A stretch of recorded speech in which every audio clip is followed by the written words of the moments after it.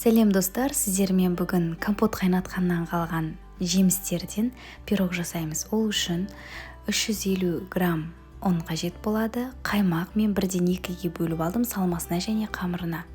Қамырына 100 грамм қаймақ және 110 грамм сары май, 80 грамм қант, жарты шай қасық сода, тұз, 1 жұмыртқа, алманың қақтары, грек жаңғағы, қаймақ 170 грамм және сгущенка 170 грамм. Алдымен сары майымыз бен қантымызды қосып араластырып, содан соң қаймағымызға соданы қосып араластырып қойып қоямыз.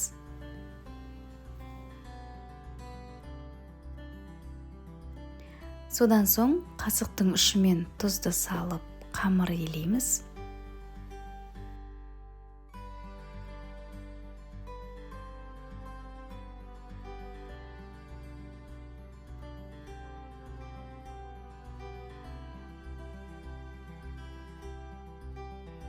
Бізде осындай ұсақталған шашаңқы қамыр болып шығады. Оған 1 жұмыртқаны және массасы 2 есе көбейген қаймақты салып, тағы да қамыр елейміз.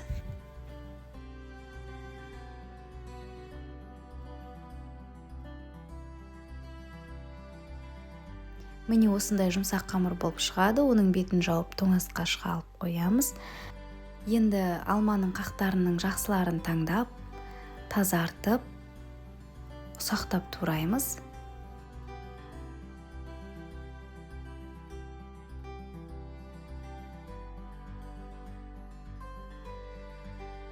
Келесі кезекте қамырымыздың шеттерін көтеріп, формаға жайып шығамыз. Кейін қаймаққа сгущенканы қосып, жақсылап араластырамыз.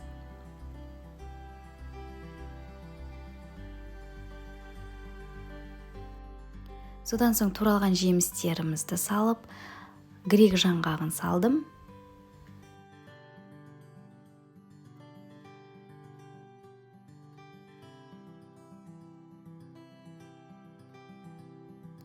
Келесі қаймақ пен сгущенканы араластырған массаны құйып, духовкаға 180 градусқа 30-40 минут шамасына қоямыз.